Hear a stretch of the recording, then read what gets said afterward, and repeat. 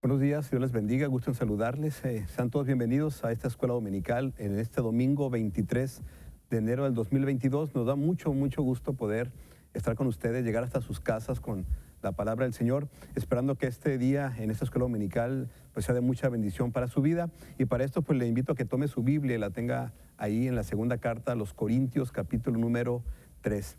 Recuerda que estamos estudiando la segunda carta a los Corintios y hoy estaremos viendo el capítulo número 3. Santos, bienvenidos. Mi nombre es Sigfredo Varela, soy el pastor de la Iglesia Bautista Betel, aquí en la ciudad de Los Mochis, Sinaloa. Y para mí, para toda la iglesia, es un placer poder saludarles. Nos da mucho gusto que pueda conectarse con nosotros, que pueda compartir la liga también con todos sus contactos y que nos pueda seguir en todas las transmisiones que tenemos durante la semana.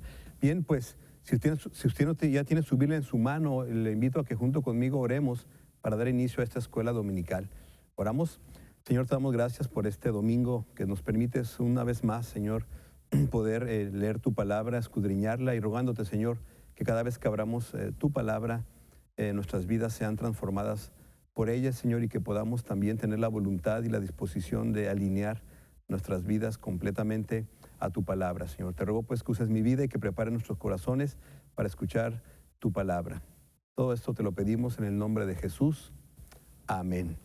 Bien, pues, segunda carta a los Corintios, capítulo número 3, hablando un poquito del contexto, porque recuerde que tenemos que entender que esta carta fue escrita a los Corintios, a la iglesia de Corinto, que estaba precisamente ahí en ese lugar, y entendiendo pues que las iglesias de aquel tiempo pues eran iglesias en hogar, no tenían templos como los tenemos ahora. Estaba la sinagoga, pero también ellos se reunían en las casas donde estudiaban la palabra el Señor, donde veían todo lo que tiene que ver con la doctrina de los apóstoles.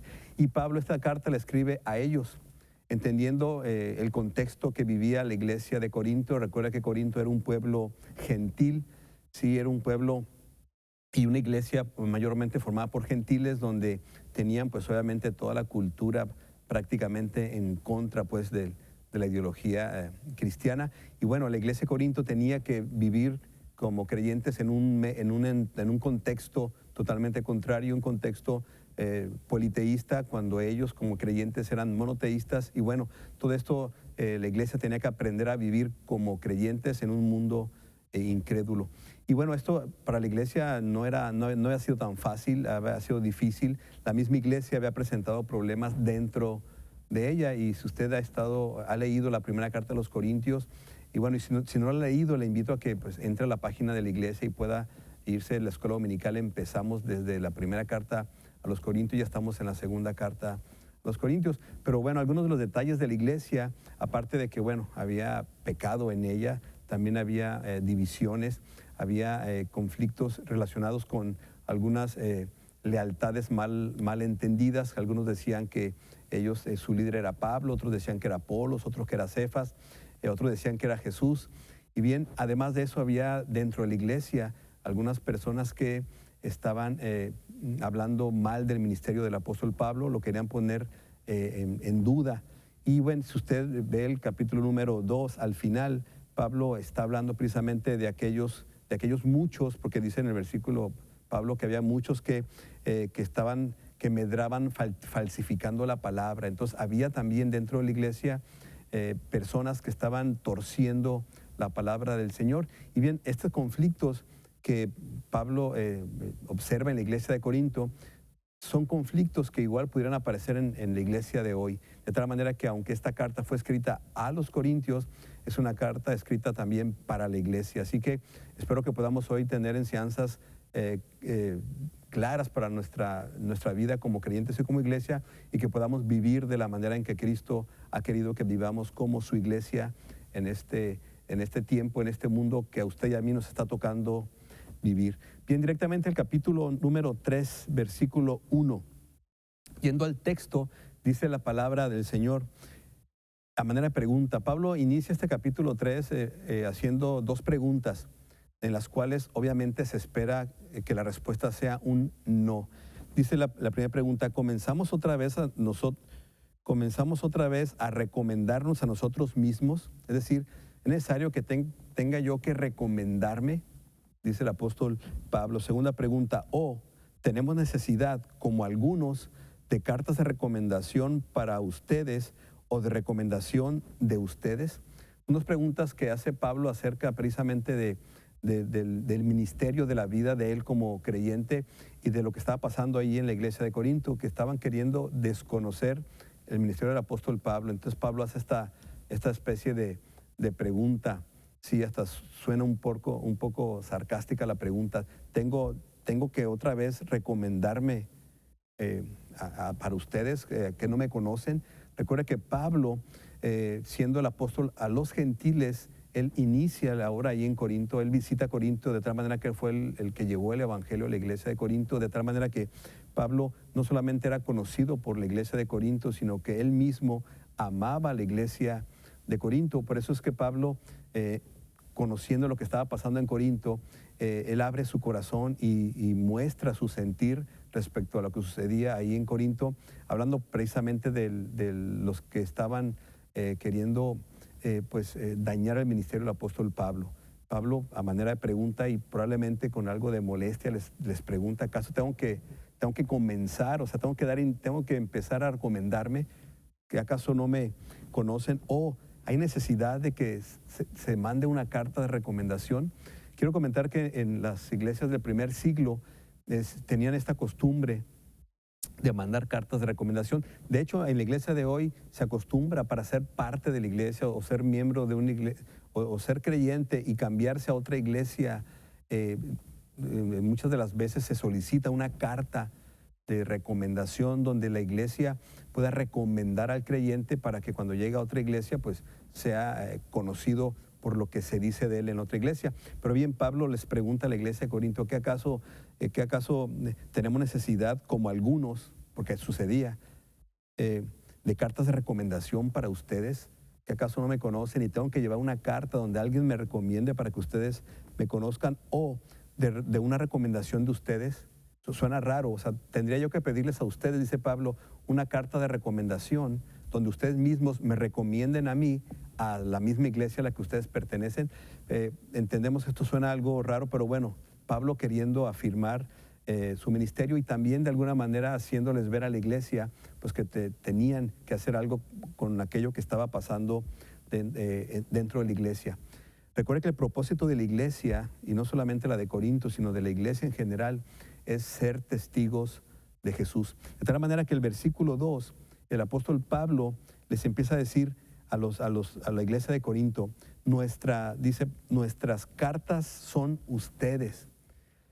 Sí, la vida de ustedes son las cartas que de alguna manera me recomiendan a mí. Está mencionando el apóstol Pablo, porque yo les llevé el evangelio, así que ustedes son mi carta de recomendación. Nuestras cartas son ustedes, lo dice Pablo, escritas en nuestros corazones, conocidas y leídas por todos.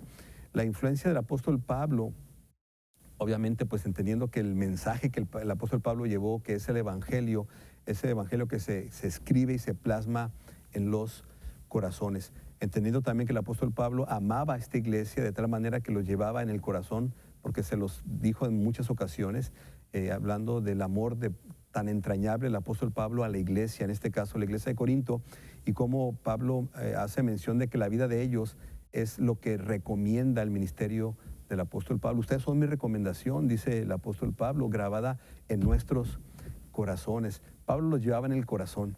Me parece que esto es una enseñanza práctica para la vida de cualquier creyente. La vida de la iglesia, es decir, los creyentes, a la iglesia local a la que pertenecemos, deberíamos tener un amor entrañable por ellos y llevarlos en el corazón. Y también nosotros mismos ser carta de recomendación de la iglesia, de tal manera que la gente que me vea pueda pensar que así como soy yo, son todos los demás miembros de la iglesia. Somos la carta de recomendación. Jesucristo les dijo allá en Hechos 1:8, me serán testigos, recibirán el Espíritu Santo, y a través de cuál, o mediante el Espíritu Santo, ustedes, Jesús les dijo a la iglesia, me serán testigos, ustedes serán la evidencia. Y Pablo aquí hablando pues de la iglesia y de la vida de la iglesia, del comportamiento de la iglesia y del ministerio de él mismo, como apóstol de Jesucristo, les dice, ustedes son nuestra carta, escritas en sus corazones, conocidas y leídas por todos. Es decir, la vida del creyente es conocida y además leída. De tal manera que nosotros como creyentes, siendo luz en este mundo, nuestras vidas, que son de alguna manera son la carta de presentación de Jesús, porque nosotros damos evidencia de ese Cristo vivo, nuestra vida debe ser conocida por todos y además debe ser leída. Es decir, debemos vivir vidas íntegras, transparentes, que la gente pueda ver a Jesús en nosotros. Pablo, pues afirmando a la iglesia de Corinto su pertenencia al Señor y que era en Cristo en quien ellos pues habían recibido precisamente la salvación y el Evangelio. Dice el versículo 3, siendo manifiesto, es decir, siendo esto evidente, siendo esto demostrado, que son cartas de Cristo. ¿Sí? Más allá de que eran cartas de recomendación del ministerio del apóstol Pablo, eran cartas de Cristo, expedida por nosotros, dice Pablo. Sí, yo participé, dice el apóstol Pablo, pero son cartas de Cristo. De veras, usted y yo, si somos creyentes, somos cartas de Cristo, de tal manera que eso debe ser manifiesto. De parte de quién estoy aquí, de parte de quién vivo, de parte de quién, o sea, nuestra vida debe dar evidencia quién es el que está atrás de nosotros escribiendo nuestra historia, pues es el Señor. Así que deberíamos tener esta convicción como la tiene el apóstol Pablo, no solamente de él, sino también de aquellos a quienes les escribe. Les dice, siendo manifiesto que son cartas de Cristo, es decir, ustedes son, es un hecho. Esto debe ser manifiesto que son cartas de Cristo expedidas por nosotros, escritas no con tinta. No se trata de un papel, no se trata de palabras, se trata del Espíritu de Dios viviendo en el creyente. Dice, no se trata, no escrita con tinta, es decir, no fue a través de la tinta, es decir, no son letras, no es tinta lo que nos recomienda, sino, dice el pasaje, sino con el Espíritu del Dios vivo. Recuerde que Corinto se encuentra en un lugar totalmente pagano, politeísta, en donde los dioses paganos eran dioses que no tenían vida. De tal manera que Pablo les confirma a la iglesia de Corinto que lo que ha pasado en sus vidas, que se ha escrito en sus vidas no con tinta, sino con el Espíritu de Dios, la evidencia de que son cartas de Cristo. Es decir, lo que nos hace ser de Cristo es el Espíritu Santo, es decir, la presencia del Espíritu de Dios en la vida de los que hemos creído. Así que este versículo 3 sigue diciendo, no en tablas de piedra, haciendo algo de referencia pues allá a lo que pasó en Éxodo con Moisés, cuando el Señor le da a Moisés las tablas pues escritas con el dedo de Dios, con los mandamientos. Hace referencia, pues no escritas en piedra, dice Pablo, no en tablas de piedra, sino en tablas de carne del corazón. Es decir, recuerda que los hebreos, el pueblo de Israel, tenía los 10 mandamientos escritos en piedra. Pero lo que Pablo está diciendo es que ahora en Cristo ya nuestras vidas o el estilo de vida de la iglesia, del creyente, ya no está escrito en tablas de piedra, sino se trata del Espíritu de Dios viviendo en nosotros. Sí, ya no es algo que se escribió sino es algo que vive en nosotros, que es el Espíritu de Dios precisamente para vivir esa vida que el Señor quiere que vivamos, vidas que reflejen a Él y que también reflejen su gloria, sino en tablas de carne del corazón. Se trata de una experiencia personal del Señor con nosotros, no en algo escrito. Y esto yo creo que también es importante que tomemos en cuenta de que la vida de la iglesia va más allá de algo que está escrito.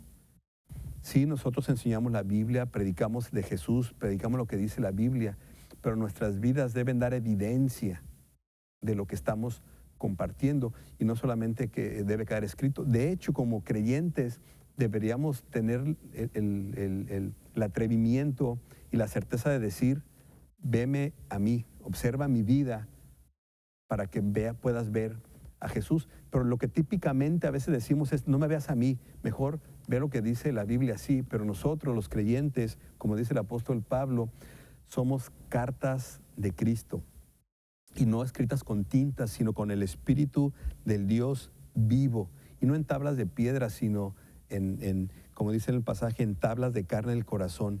Y lo dice el versículo 4.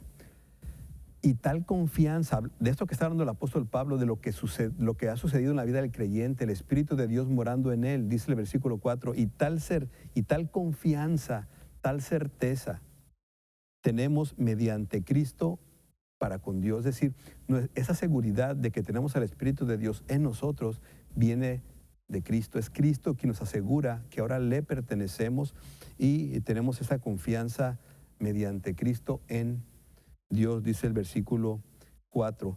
Lo dice, hablando Pablo, pues de esta seguridad que tenemos y de que es precisamente Jesucristo en nuestras vidas quien nos ha reconciliado con Dios, y que esto se debe solamente a la obra de Él, a la obra de Cristo. Eso no tiene nada que ver con lo que nosotros hayamos hecho. Todo esto de la reconciliación lo ha logrado Jesús. Por eso es que Pablo en el versículo 5 dice, no que seamos competentes por nosotros mismos para pensar algo como de nosotros mismos. Es decir, hablando pues de esta confianza que tenemos en Cristo para con Dios, no se trata de nuestra propia competencia, dice Pablo, no que seamos competentes, no que seamos capaces o que tengamos habilidades especiales como para pensar algo acerca de nosotros mismos. Es decir, esto no tiene nada que ver con algo que yo haya hecho, esto tiene que ver con lo que Cristo hizo, la manera en que Cristo vivió, la manera en que Cristo murió, la manera en que Cristo resucitó, sino que dice el versículo, siguiendo en el versículo 5, sino que nuestra competencia proviene de Dios. Es decir, si en algo yo me considero competente, viene de Dios. Si en algo yo me considero capaz, eso viene de Dios. Si en algo yo me considero útil, eso viene de Dios, de lo que Él hace. No solamente el hecho de que Él me perdonó, me limpió, me santificó, me justificó, me regeneró, sino que lo que Él sigue haciendo ahora en la vida de aquel que ha creído, de aquella que ha creído en Cristo. Sí, dice el versículo 6, siguiendo con el pasaje, dice el versículo 6, el cual, hablando del Señor, el cual asimismo nos hizo ministros competentes de un nuevo pacto. Esto está hablando otra vez del Señor, de Jesús, el cual asimismo dice, nos hizo ministros, es decir, nos encargó un ministerio. Sí, es lo que está hablando Pablo, porque recuerda que Pablo quería afirmar también a la iglesia de Corinto que el ministerio que él tenía era un encargo de parte del Señor. Directamente el Señor le encargó al apóstol Pablo este ministerio. Por eso dice el apóstol Pablo, el cual, hablando del Señor, nos hizo ministros de un nuevo pacto. El mensaje que traía el apóstol Pablo era el mensaje del Evangelio, el mensaje de Jesús. Pablo no estaba hablando de un mensaje diferente, era el mensaje del nuevo pacto, que era en Cristo, es decir, Jesucristo es el nuevo pacto en Él. Bueno, y sigue diciendo el pasaje, el competencia de un nuevo pacto, no de la letra, ¿sí? Recuerda que el nuevo pacto dado en este caso al pueblo de Israel, sí, dado pues ya en el Éxodo, escrito en piedra, hablando Pablo pues de aquella ocasión que en piedra se escribió los 10 mandamientos, la ley del Señor, de tal manera que el Señor quería que que los creyentes pudieran vivir de una manera distinta a cualquier otro pueblo, y el Señor escribe los 10 mandamientos para que el pueblo se dé cuenta de cuán distante estaban de la voluntad del Señor, que se dieran cuenta cuán pecaminosos eran. Dice el cual, dice, no de la letra, sino del Espíritu. Es decir, la vida del creyente ya no se basa en lo que estaba escrito en piedra, sino se basa en lo que el Espíritu Santo ahora ha hecho en nuestras vidas. No de la letra, sino del Espíritu. Lo dice Pablo, ¿por qué? Porque la letra mata, mas el Espíritu vivifica. Recuerde que los 10 mandamientos no eran para salvación. De hecho, a lo mejor se oye muy cruel decirlo, pero los 10 mandamientos más bien eran para condenación. Cuando el pueblo ve los 10 mandamientos, se da cuenta cuán pecaminosos era su vida, de tal manera que los 10 mandamientos lo único que hace es darnos cuenta pues, de que estamos perdidos, pues estamos condenados. Es decir, la ley lo que hace es que da evidencia de mi pecado, pues. Cuando yo veo la ley y los 10 mandamientos, lo que veo es la evidencia de mi pecado, pues. Pero Pablo aquí está diciendo, porque la letra mata, mas el Espíritu vivifica. Es decir, el Espíritu de Dios es el que da vida y la vida en abundancia. El antiguo pacto o los mandamientos no eran para salvación. La obra de Cristo sí es precisamente para salvación, para vida eterna, para una vida abundante. Y eso es lo que Pablo quería afirmar en la vida de la iglesia de Corinto. Y me parece que es lo mismo que deberíamos tener nosotros, tener esa plena convicción de que ahora en Cristo nuestra vida le pertenece y que ahora en Cristo nosotros somos cartas de presentación de Él. Pues. De tal manera que tendríamos que decir, ¿quieres ver a Cristo? Observa mi vida. Pues. Ahora la pregunta sería, ¿seríamos capaces tendríamos el atrevimiento de decirle a las personas, ¿quieres conocer a Jesús? Conóceme a mí. Será algo muy atrevido, pero eso es lo que el apóstol Pablo está diciendo a la iglesia. Son cartas de Cristo. Dice el versículo 7, siguiendo con el pasaje, y si el ministerio de muerte grabado con letras en piedras fue con gloria, tanto que los hijos de Israel no pudieron fijar la vista en el rostro de Moisés a causa de la gloria de su rostro, la cual había de perecer. Y si el ministerio de muerte grabado con letras de piedra fue con gloria, porque mire, si usted conoce la historia y lo puede ver en Éxodo, cuando Moisés sube al monte y que cada vez que tenía un encuentro con Dios y regresaba, tenía Moisés que cubrir su rostro porque el pueblo no podía ver el rostro de Moisés porque venía él de tener una experiencia con Dios y la gloria de Dios mostrada en el rostro, en la vida en la presencia, en la presencia de Moisés no podía ser contemplada por el pueblo. Por eso Pablo menciona, si el ministerio de muerte, es decir, hablando de los mandamientos, hablando de la ley, tuvo su gloria porque se mostró la gloria de Dios, tanto dice que los hijos de Israel pues, no pudieron fijar la vista en el rostro de Moisés a causa de la gloria de su rostro. ¿Sí? Esto le lleva a la pregunta del versículo 8, y ahí lo puede ver en su pantalla. ¿Cuál es la pregunta? Pablo diciendo, bueno, si la gloria que se vio en el ministerio de muerte, que era la letra, en este caso los mandamientos, ¿cómo no será más bien con gloria el ministerio del Espíritu? Recuerda que Pablo acababa de escribirles y decirles que la letra mata, más el Espíritu es el que vivifica, el que da vida. Entonces, por eso esa pregunta, si cuando fue lo de los 10 mandamientos, cuando Moisés bajó del monte, fue esto glorioso.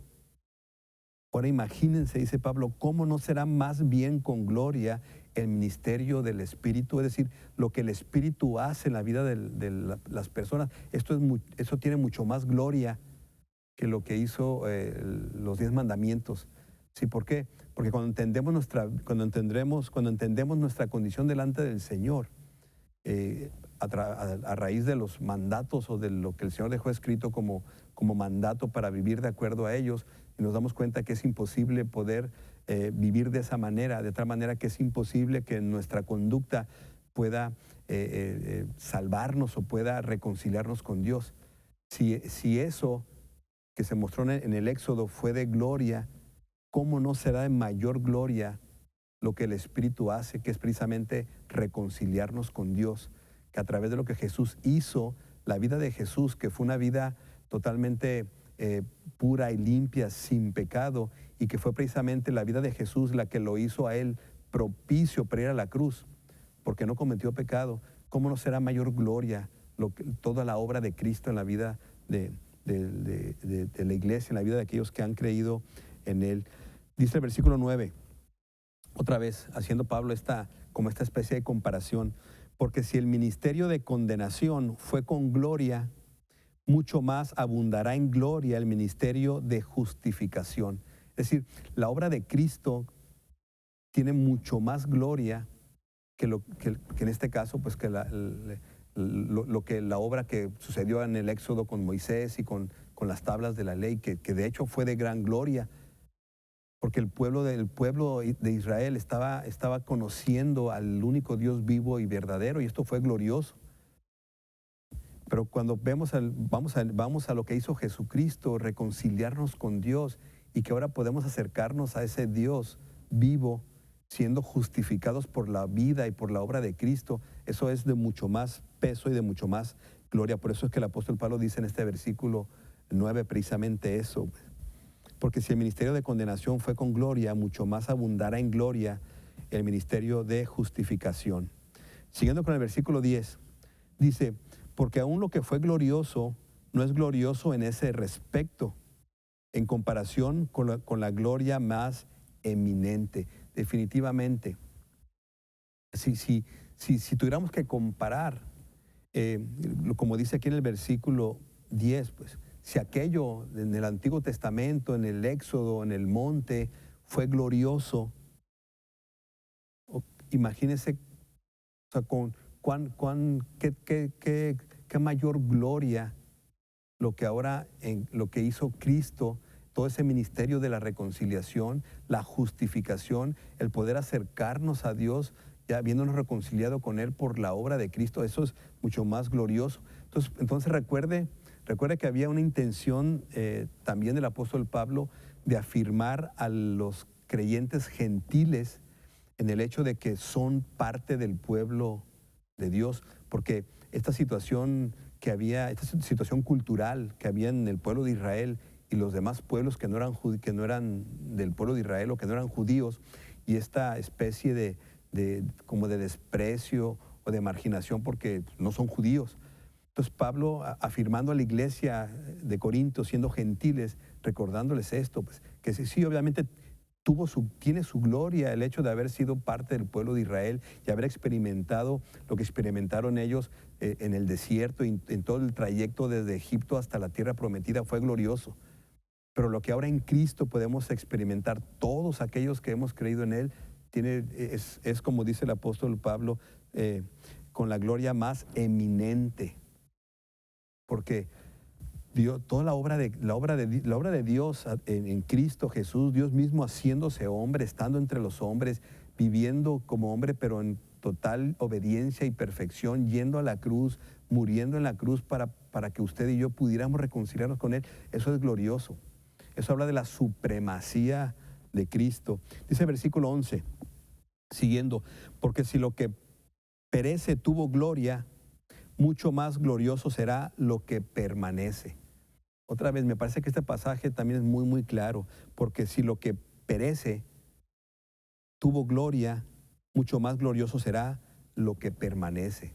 Es decir, lo que Cristo ha hecho en la vida de los que han creído, de los que hemos creído, eso tiene gloria porque eso permanece. Eso es para la eternidad. De ahí que pues, tengamos la convicción plena de quiénes somos en Cristo y para qué estamos puestos aquí en la tierra y cuál es nuestra tarea. Y lo que hagamos tiene que ver con la eternidad, porque el Evangelio de Jesucristo tiene que ver con la salvación de todos aquellos y aquellas que creen. Dice el versículo 12, así que teniendo tal esperanza, acababa de hablar el apóstol Pablo de aquello que permanece, aquello que perdura.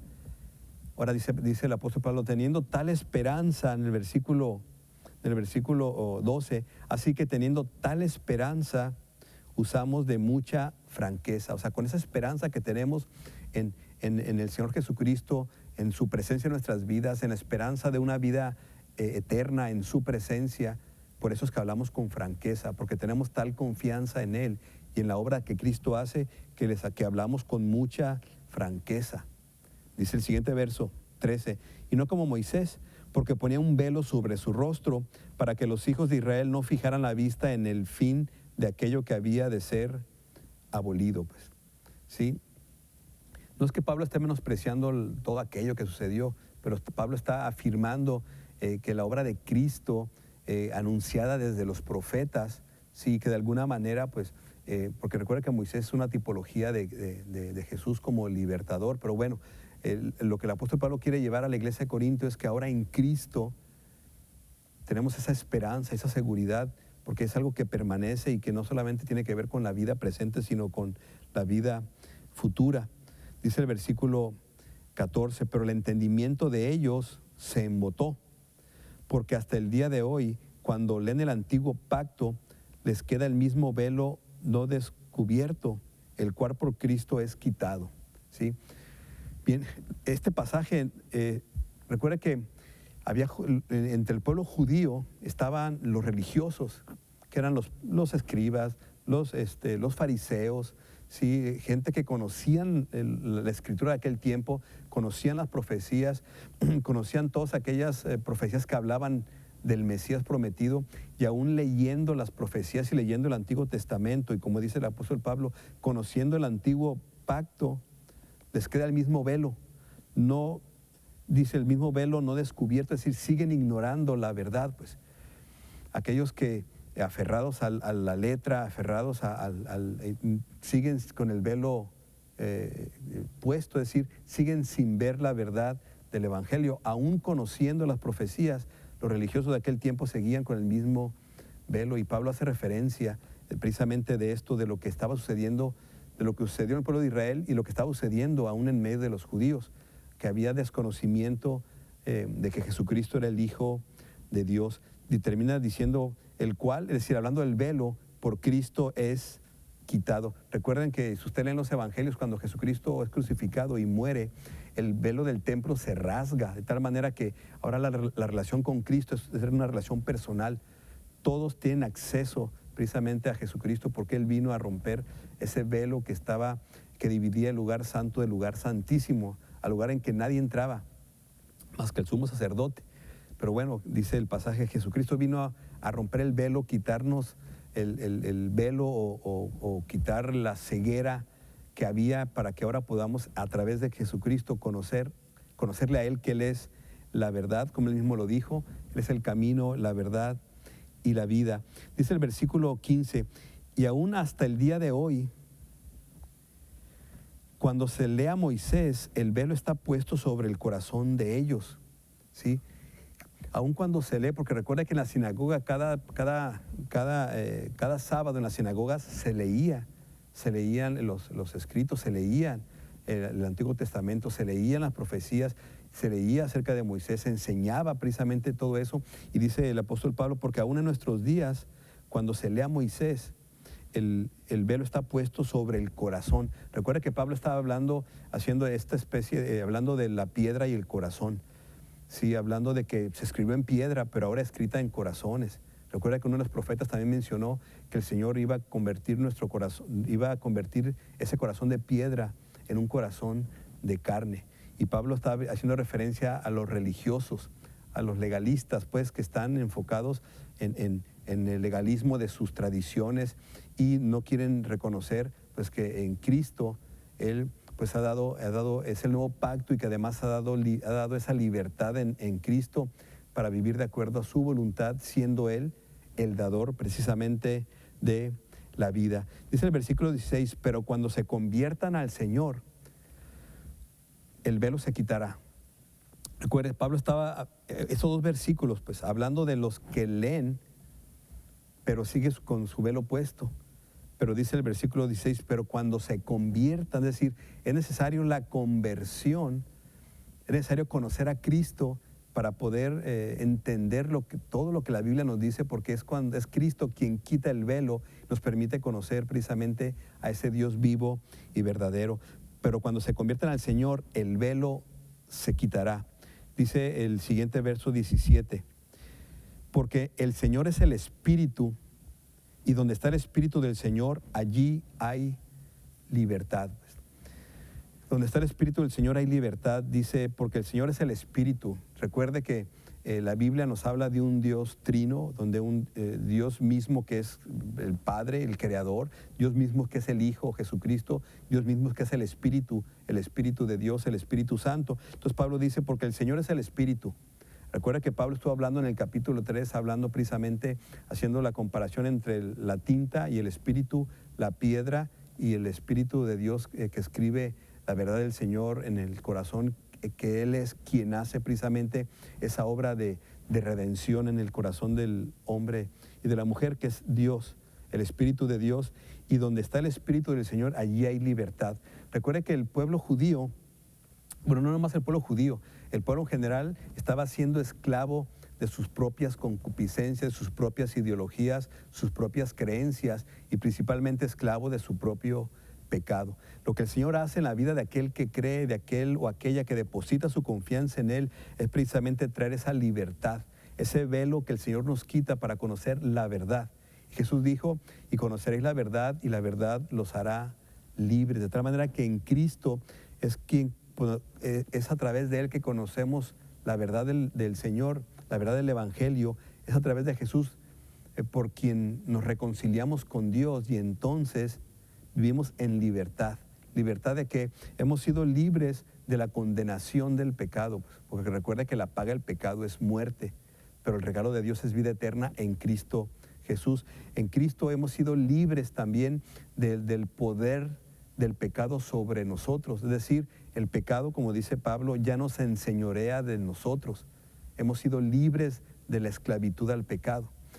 Y además el Señor, pues, nos da precisamente esa libertad de poder compartir y hablar de su palabra y mostrar a otros a través de nuestra vida a ese Cristo vivo. Ya no somos presos, ya no somos esclavos de las tradiciones como pasaba en aquel tiempo, esclavos de la tradición, esclavos de sus propias ideas, pues su propia comprensión o interpretación de la Escritura.